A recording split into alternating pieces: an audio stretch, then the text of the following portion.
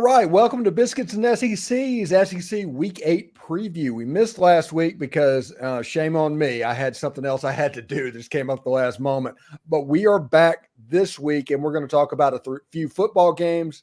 We're going to talk about a few storylines, and I think we're going to start off with the storyline because I think it's interesting. Nobody else may care, but this week and next week, there is a game that is on the SEC network between two relevant teams directly opposite of the CBS game. And is Disney and ESPN kind of flexing their muscles a little bit and doing that? And this is kind of paying CBS back for not broadcasting the Alabama Ole Miss with their A crew. This all feels like some stuff is going on behind the scenes. Yeah, I would say so. I think there's been some gamesmanship with all the networks all season with some of this stuff. You've seen Gary Danielson and Brad Nessler haven't been on the call for a couple of the main SEC games. That happened early in the year. I want to say week 4, where I think they sent them to like Indiana, Ohio State, maybe over the SEC game at 3:30. So there's been some interesting gamesmanship between the networks, and I only think that that's probably going to keep going throughout the rest of the season as we see some changes coming over the next or going into next year. Yeah, and Disney's made it a point to where they just haven't had an 11 o'clock broadcast on the SEC network, which that's kind of been a staple, but they've chosen to kind of go against that CBS game and leave the 11 o'clock ESPN game, which is an SEC game, kind of alone. Hammer.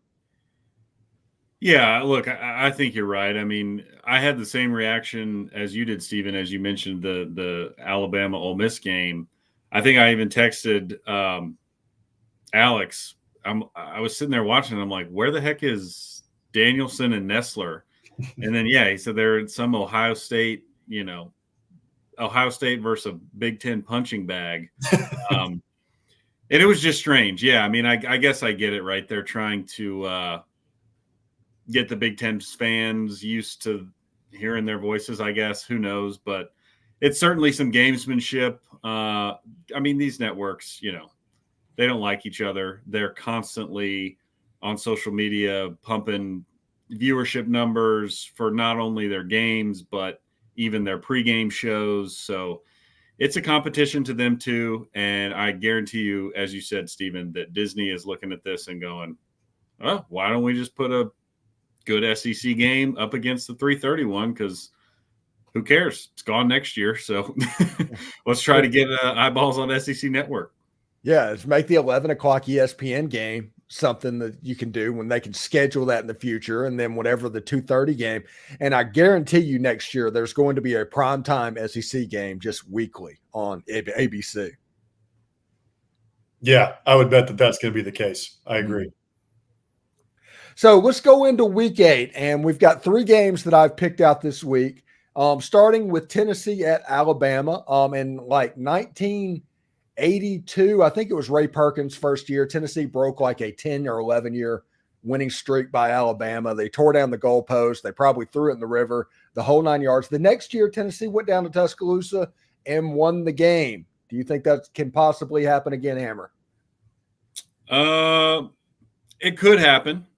I don't think it will happen, but we can explore that scenario, right? I mean, look, Alabama has one loss so far. I think chances are that, they're probably going to finish the rest of the regular season unbeaten. However, they have proven, I think, not only this year, but even last year, that they're beatable. They play a lot of close games. And so can Tennessee go down there and get the win? I think absolutely. We saw this past weekend, Tennessee, their front 7 is nasty, and Alabama's offensive line is still struggling a little bit. They can't really run the ball very well. Their offense is it's certainly better than what we saw at the beginning of the year, but they rely heavily on big shot plays downfield, and the short to intermediate stuff is very inconsistent. And again, they don't really establish the run. So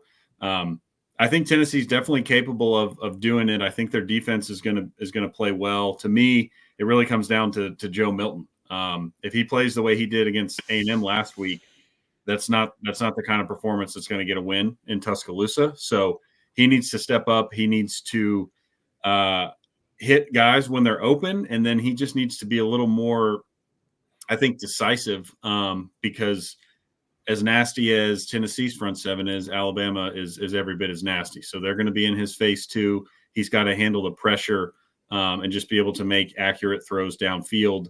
And I'm not sure he can do that, but it's certainly possible. This is not a game that I look at where Bama is it's revenge factor. They're out for blood. They're going to blow out Tennessee. I don't think that's the case.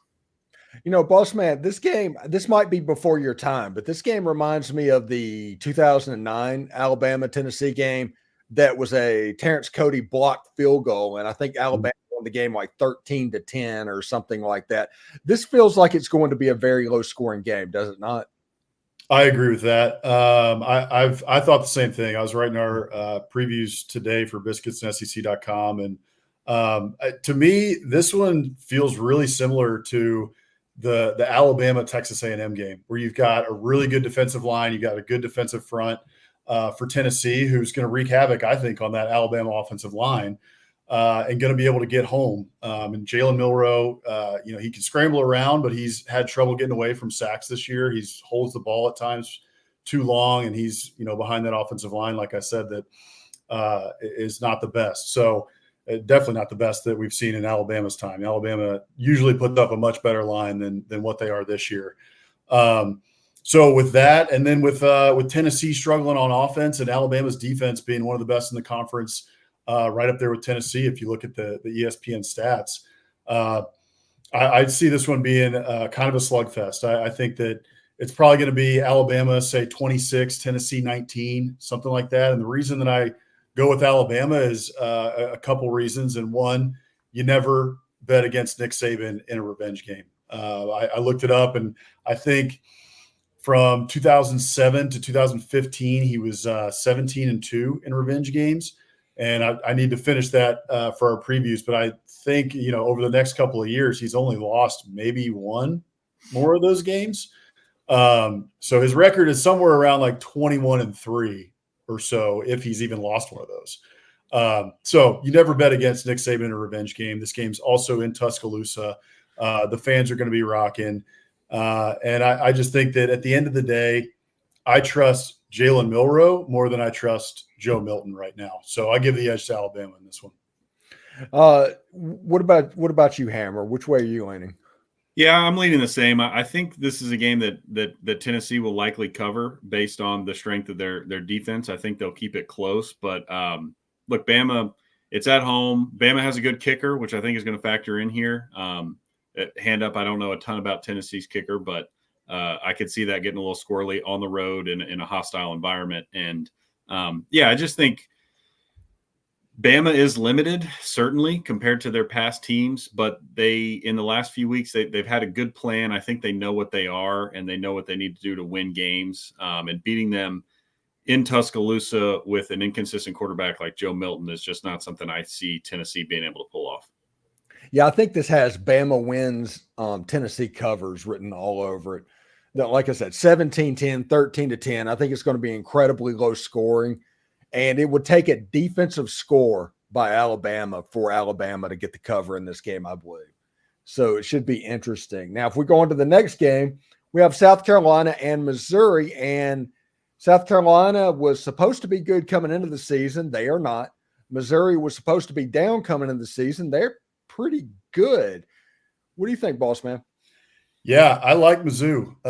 I've been kind of ringing this bell since the preseason. I know people are kind of down on them just because of the way that the Drinkwitz era has gone up until this season, right? They couldn't break through that 500 ceiling, and they were having trouble getting some wins that they used to get, back when Gary Pinkel was the coach when they first came into the SEC. Those were no longer coming easy to them. They didn't come easy during the Odom years, and Eli Drinkwitz was having the same issues. But I really looked at that roster and saw what they had, and Brady Cook had been a little bit shaky, but he'd shown flashes that he could do it. And so I was high on him. I picked him to go 8-4 and to be, I think, third in the East is what I picked him. And I still feel pretty good about that pick. I really like the way that this team's playing right now. Eli Drinkwitz has figured out ways to utilize Brady Cook. He's playing at his best level that he's played at Missouri. Luther Burden's doing well. They've got Cody Schrader at running back who's doing well. And they've got some guys on defense who are really solid. Ennis Rakestraw, when he's healthy, he's one of the better corners in the SEC. And then you got Tyron Hopper, the linebacker, who's just been, all over the field. So that Missouri front, the Missouri front is pretty good. And I think that all you got to be is pretty good right now to affect Spencer Rattler and that South Carolina offensive line, which has been porous and bad all year, right? Offensive line. And I looked it up because I wanted to be sure about this today. There have so many injuries right now along that offensive line. That group has not been good, but now they're being decimated by injuries. I think in total they've had something like 9 injuries so far this year on the offensive line. So I really like where this Missouri team is at right now. They went into Kentucky last week and got a great win. They looked really good. And to me right now, the only thing that South Carolina has is Spencer Rattler and Xavier Legette. And we've seen that isn't enough to beat most teams in the SEC. And the way that Missouri's playing right now, it's not going to be enough to beat them this week either, especially since it's at Missouri. Yeah, and Hammer, it's a weird situation. After the Florida game, you had a weird rant where Shane Beamer blamed everybody but himself going in there. He broke his foot kicking a cooler. It feels like things are starting to unravel a little bit down in Columbia, South Carolina. Yeah, it's interesting. I have seen this week floating around social media for the first time the record comparison between Shane Beamer and Will Muschamp, his predecessor. And I can't remember the exact number, but I think it's either currently even or maybe Muschamp was even slightly better through his first however many games, 30 games that they've been. So it's I apologize what's going to happen after you tell me this because you just jogged my memory. All good. But yeah, I mean, look, I think Shane Beamer's done a lot of good in his relatively short time at South Carolina. But they're not good this year. So what that means for the future, I don't know. But as it currently stands, I don't think they're going to make a bowl game. I don't think they're going to beat Missouri this weekend. And so they're going to struggle to find wins. I mean, look, they're not a complete football team. Like Alex said, Spencer Rattler's playing good football. Xavier Legette is an incredible talent and a great weapon. But they can't really run the ball consistently. The offensive line is not good. And defensively, man, when you look at some of the numbers that have been put up against them, especially through the air by Will Rogers, who has had a pretty down year, and the state offense is not good. And then even last week, Graham Mertz threw for over 400 yards on him in Columbia. So the idea that they're going to go on the road and be able to stop Brady Cook, Luther Burden, Theo Weiss, I don't see it happening. I think this is a game that Missouri wins pretty comfortably, 10, 17 points, somewhere in there. But I think it's a 2-score game. And as I said, for what this means for the future of South Carolina, hard to say. But certainly the new coach shine and, hype and happy fans with moral victories or whatever you want to call them, I think is gone. People in South Carolina, they want to win, and they're not winning this year. So things are going to get a little testy. The cooler incident is hilarious. I'm interested to see if he's going to be coaching in a boot or crutches, or is he going to have the little scooter? I mean, what do you guys think he's rolling out there with this weekend? It's probably better than the Hugh Freeze hospital bed at this point. That's true. He'll be on the sidelines, I'm sure. So one thing that you just said that kind of jarred my memory, and y'all can earmuffs if you need to, but Kevin Sumlin actually has 2 more wins at the same point in time as Jimbo Fisher. And Jimbo Fisher makes about 3 times his salary. Yeah. When Hank brought that up too, it made me think of that as well. And I remember those comparisons being brought up 2 years ago, a year ago, things like that. And 2 years ago, I was defending Jimbo. It's like, okay, these circumstances were different. Like if people look back at the record of Kevin Sumlin and how Kevin Sumlin got to where he was and why A&M fans were completely fed up with it. There were multiple starts at 6-0, 7-0, things like that, and then complete collapses at the end of the season. So people were fed up in those ways. So 2 years ago, I don't think that those comparisons were necessarily fair. Jimbo was also left with a roster that was completely depleted from Kevin Sumlin's time. However, now I can't defend him. Like those comparisons make sense.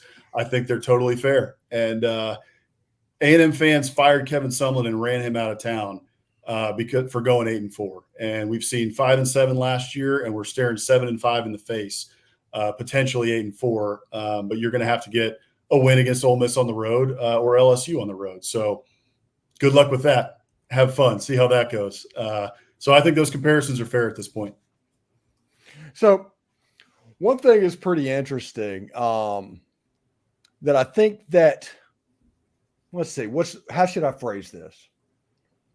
You have a situation with Luther Burden, and you have all of this with Theo Weiss, and Missouri has, I think they're favored for Ryan Wingo and the top 10 recruit they just got, the new NIL rules. They kind of have something going in the state of Missouri right now. Now, I'm not saying they're going to catch Georgia. I'm not going to say they're going to catch Alabama. I'm not saying any of that. What I'm saying is Missouri, if they play their cards right, have a chance to do something that they haven't really done recently. Yeah, they absolutely do. And you nailed it. The NIL law, I think, is a big deal. I mean, they got that defensive lineman, and he, as a Missouri commit, can profit as a high schooler off of his name, image, and likeness. I don't know what that looks like, in terms of a dollar figure, who knows, but he couldn't get that if he had committed to Oklahoma or, the other schools he was looking at. So I think it definitely helps. And look, I think Drinkwitz he's kind of the perfect coach for Missouri because he's pretty fiery. He's a little bit cocky. And I think you kind of need that at Missouri just because, for better or for worse, they oftentimes are an afterthought just because they're kind of out of the way. Stadium is smaller. They don't have the history of some of these programs in the SEC. So you kind of need somebody who's got a little bit of bravado. They're not afraid to mix it up. And goes after guys like that, right? I mean, that's the biggest thing is the fact that he's trying to get those guys, because I'm sure there's been plenty of coaches at Missouri in the past, quite possibly his predecessor in Barry Odom, that wouldn't even try to get those recruits because they just assume that they're going to get beat out by the big dogs. So just the fact that they're making a little bit of noise, especially in their own backyard, I think is a good sign. And look, if you can keep guys in your state or surrounding states home, I think that's a great way to recruit and stay competitive, right? Because that's what Missouri's looking to do. This is a great year they're having now, and hopefully it's something that they can sustain. But as you said, Stephen, it's not something that's going to vault them to 11 wins and go into Atlanta. So, that takes a lot of time, but they're definitely on the right track. And we move on to the next game, which is Ole Miss going over to the Plains to take on the Auburn Tigers. And I've done my tour of radio stations currently in the state of Alabama. And they asked me about this game pretty constantly. And they mention about the history and the ghost. And I'm quick to tell them is like, hey, the reason the history goes that way is because traditionally Auburn has a better football team than Ole Miss. That is not the case this year. I don't know if one player on Auburn's offense could start for Ole Miss's offense. So if this is a remotely high-level game played by Ole Miss, I don't know if Auburn can win. I mean, I think Auburn can win, but good luck. It's not. It would have to be a total fluke. And the reason I say they can win is one is it's a Jordan Hare. It's a night game, and we all know we know the history of these games. We know the history of the SEC. We saw the prayer at Jordan Hare. things get kind of squirrely and weird sometimes in October, in night games in Jordan-Hare. Now, those Auburn teams that pulled those wins off were much better than the team that we're looking at right now. I think that there's a possibility that they could do this. However, I don't see it. I do think that Ole Miss is the better team in this game. Right now, Auburn just can't pass the ball. They don't have a quarterback who can throw, down the field. I think I looked it up. They've had their best passing game was 154 yards in SEC play this season. While you see guys going for 250, 300. Will Rogers has almost a 400-yard game against South Carolina. Like 154 is crazy. That is so bad in today's day and age as far as offense and passing the ball goes, especially when you're talking about a Hugh Freeze coach team and a Hugh Freeze offense. So him whiffing on Devin Leary, Devin Leary going to Kentucky. Now Devin Leary hasn't played very well. But obviously Peyton Thorne was down the list of who he really wanted to come and be his quarterback. And that's shown. There's a reason why that was. Peyton Thorne has not played well this year. Robbie Ashford is really just a change of pace quarterback who can run the ball, at times. But overall, really, I think the matchup that really, to me, puts Ole Miss over the top and is going to be the thing that, in my opinion, I think they win by probably 10 or so, maybe even more. They could win by 2 touchdowns. Is looking at last week, and last week Auburn's defense is so-so. They have their moments, but you've got Jackson Dart, who is a dual threat quarterback who can run the ball and hurt you with his legs as well as with his arms. So we saw last week Jaden Daniels absolutely take over that game. Jaden Daniels is a Heisman candidate. He's an extremely impressive quarterback. He's had a great season. I don't think Jackson Dart is a Heisman contender necessarily, but he's a darn good quarterback too, and he's a great dual threat quarterback. And Auburn had a lot of trouble with him last week, and I think this is a game where Jackson Dart is able to utilize those weapons that Ole Miss has on the outside and throw for something like 200, 250, have a 100-yard rushing game, 2 TDs through the air, 1 TD on the ground, and I think Ole Miss takes care of business. Yeah, it should be really cool. Hammer, what do you think, and how do you think Jackson Dart and that Ole Miss offense is going to be able to function down there? I'm interested to see that. I think overall they're going to be okay, but I do think this Auburn defense is a little feisty. They got run over last week against LSU, but when Georgia came to town, they played pretty well. They held their own against A&M in College Station. So I think this defense is pretty solid and could give Ole Miss some fits to start the game when the crowd is into it. But I also think, really, to Alex's point, I think Ole Miss on their offense, right? If they have a average day, that's going to be plenty. I think, of course, if you're an Ole Miss fan, I know running the football would be great. Seeing Quinshon Judkins really get involved would be a welcome sign. I think that could happen here, almost just with Auburn getting kind of worn down. Ole Miss is coming off of a bye, so I'm interested to see what their plan looks like. I think ideally this would be hopefully one of the best called games all year for Ole Miss on offense, just because they've had the extra week of rest.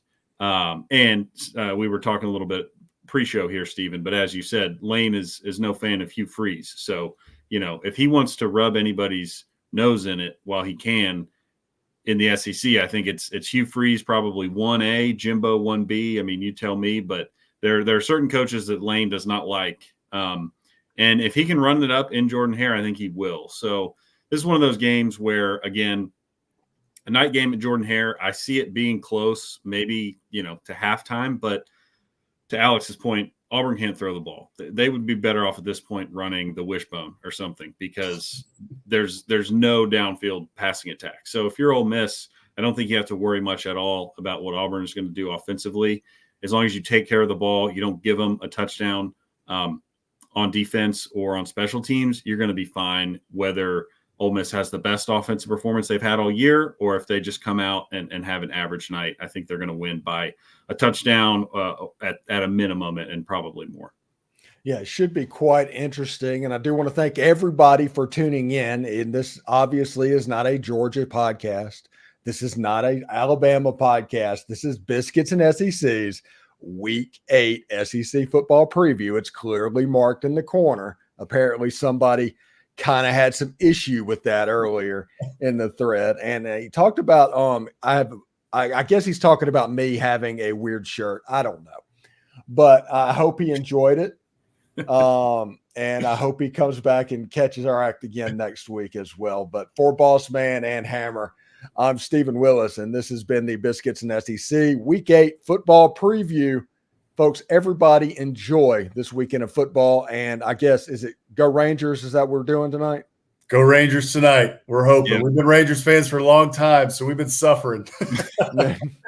We're just hoping. We don't get these playoff series very often, so we're excited. All right, here we go. I hope everybody enjoys the weekend, and we will talk to you later. Take care.